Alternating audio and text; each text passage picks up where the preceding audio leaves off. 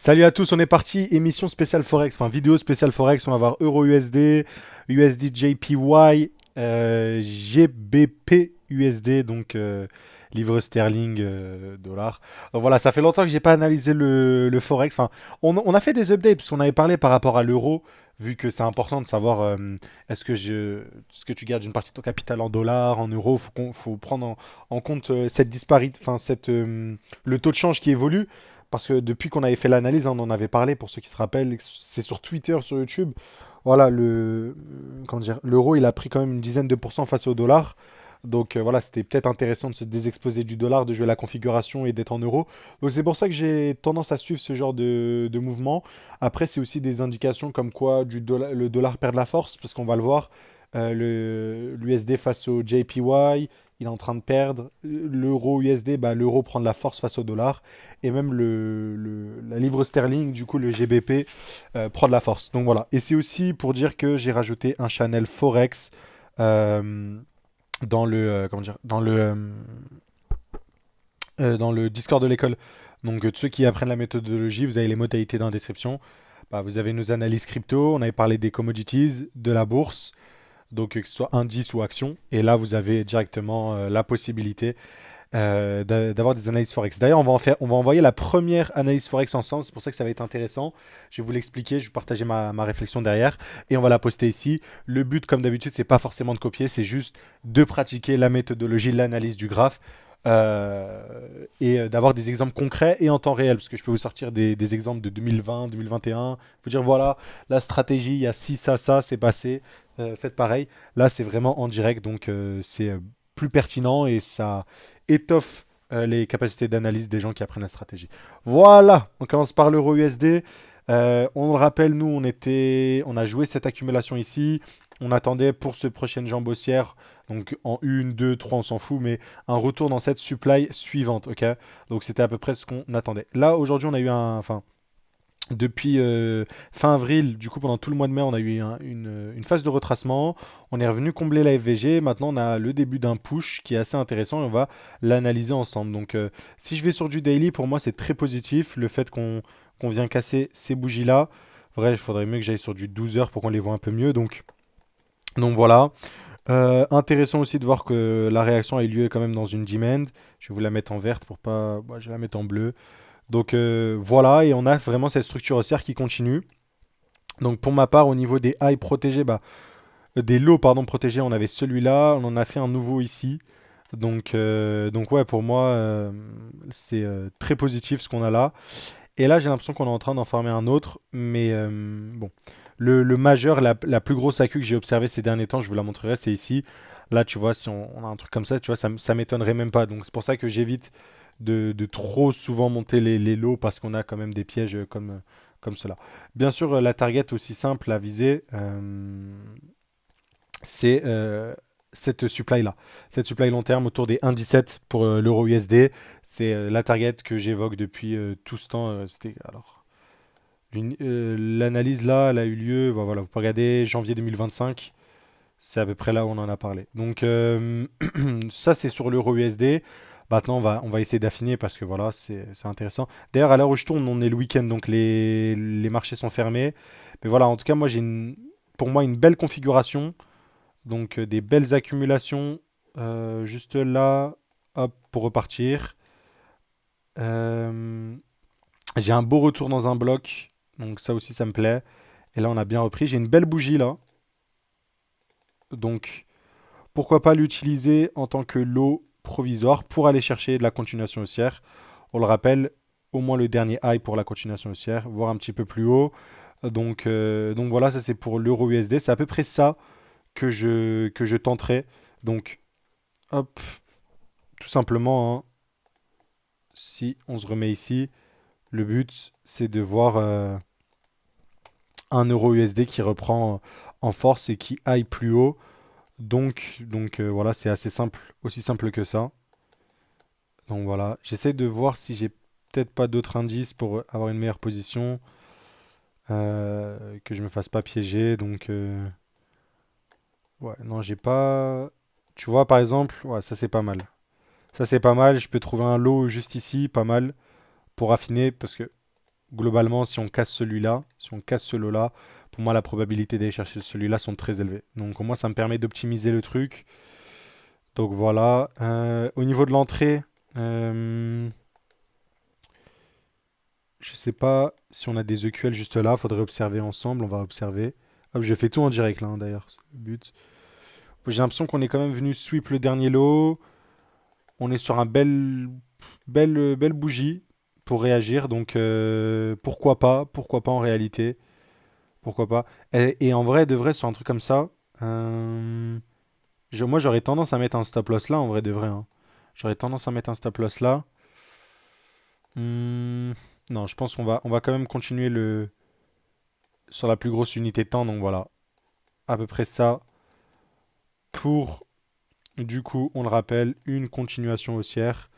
On veut au moins viser la reprise, hein, du dernier high. On aura sûrement un arrêt possible et une prise de profit partiel, je dirais là. Donc je vais l'indiquer. J'en mettrai une ici. Et bien sûr, voilà.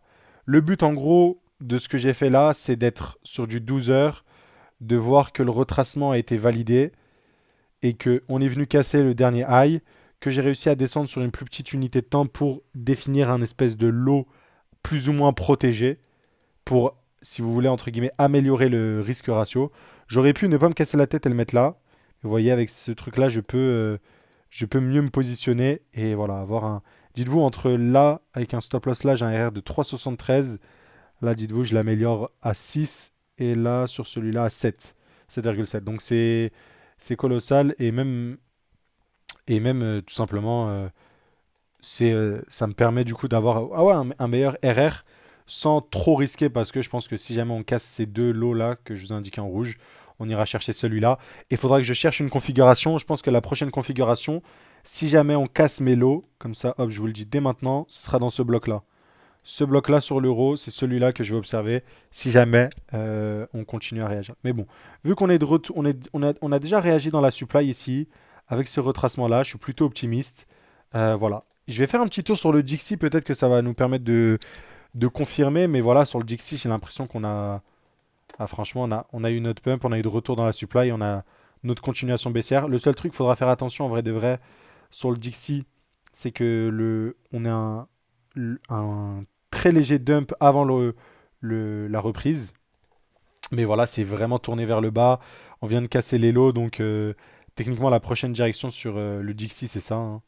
Donc, c'est le dernier lot weekly qu'on a fait, globalement. Donc, ouais, ça semble cohérent, plus ou moins cohérent. Dans tous les cas, moi, j'ai mon niveau d'invalidation très très clair, très très bien placé, qu'on a mis ensemble. Et j'ai la prochaine zone à surveiller, si vous voulez. Voilà. Donc, cette analyse, maintenant, je vais juste la copier. Voilà, je l'ai copié et je vais l'envoyer juste là. Euro USD, tout simplement.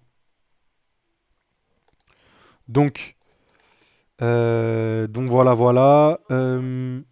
Si, si on va plus loin du coup pour l'euro USD, comme on l'a dit, c'est attendre un retour dans ce bloc-là.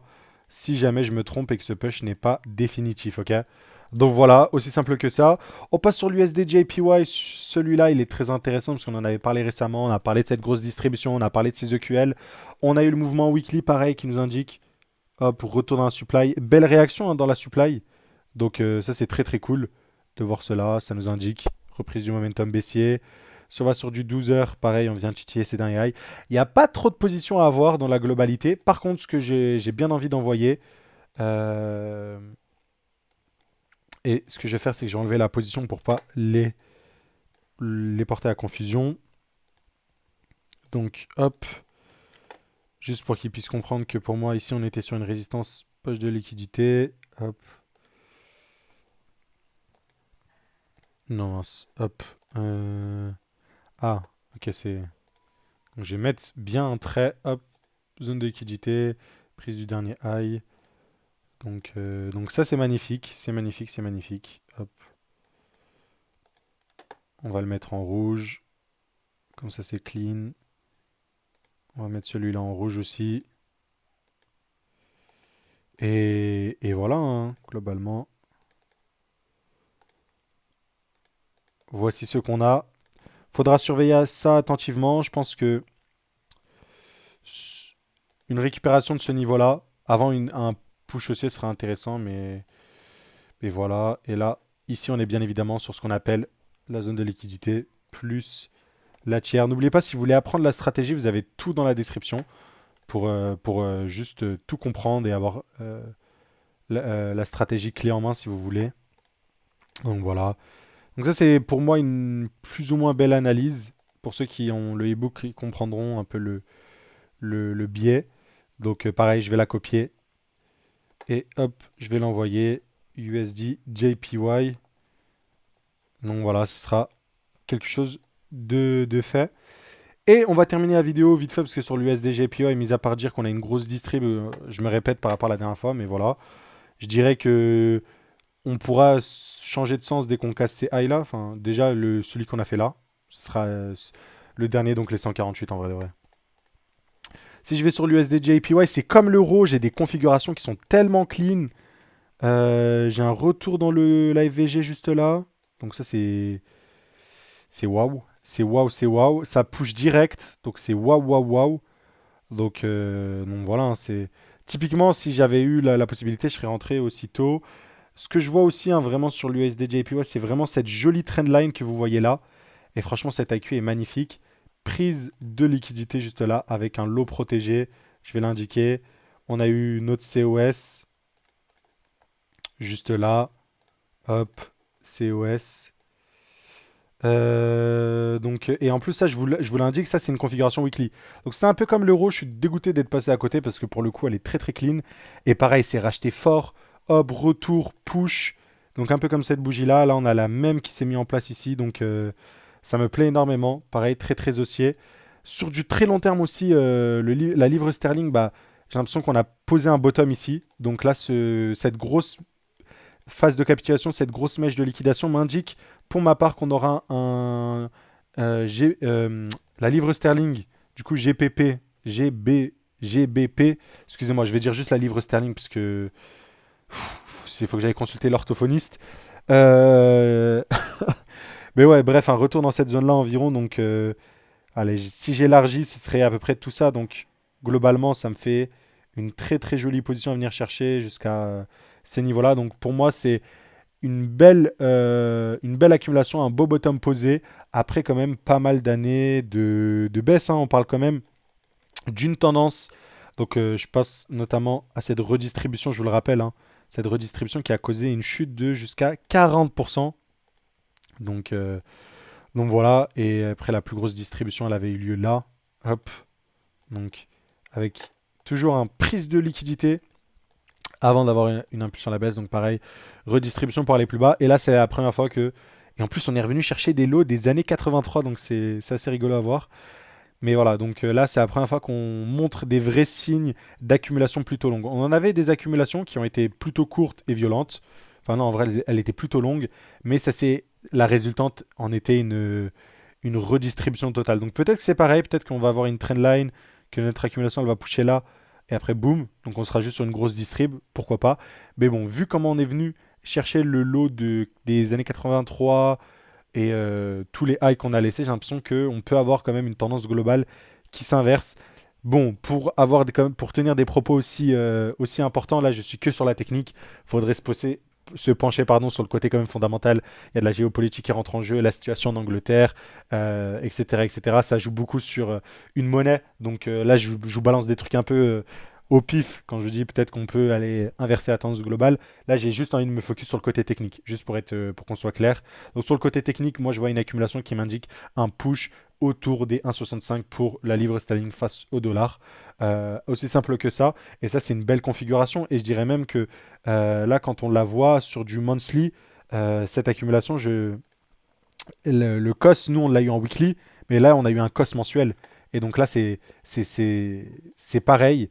C'est pareil, c'est pareil. Je vous le montre juste comme ça. Et le stop loss, il est là et on vise comme ça. C'est une très très jolie position, une magnifique position, un cas d'école. Donc voilà, à voir ce que ça va donner. Honnêtement, vraiment hâte de voir ce que ça va donner. Mais voilà, globalement, cette réaccumulation comme ceci, oblique, plus ce gros rounding bottom en mode accumulation aussi, ça me plaît énormément. Donc je vais juste supprimer tout ça sur ma chart.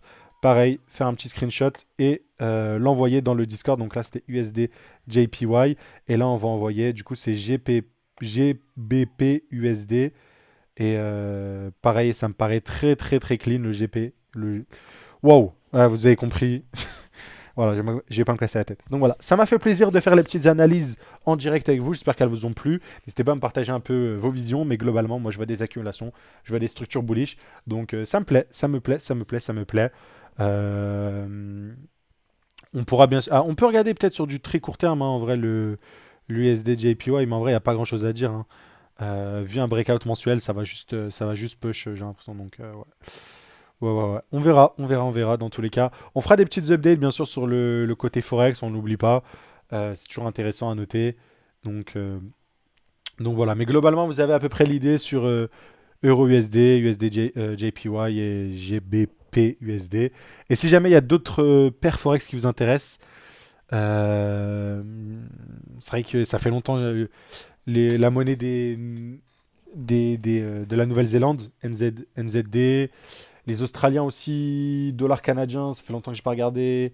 Donc il y a plein de petites paires comme ça fait longtemps que j'ai pas regardé. Si jamais ça vous intéresse, faites-le moi savoir en commentaire. Voilà, n'oubliez pas, vous avez tout ce qu'il vous faut pour apprendre cette stratégie. Clé en main, 12 mois d'accompagnement, 200 livres avec 200 livres, 200 pages dans les livres pour avoir la stratégie tout détaillé de A à Z et bien sûr 50 heures de contenu pour avoir de la pratique en direct et bien sûr, comme on l'a vu ensemble, des exemples concrets en direct, que ce soit sur des cryptos, sur de la bourse, sur des commodities. Donc voilà, n'hésitez pas. Je vous souhaite une agréable journée. À très très vite. Ciao, ciao.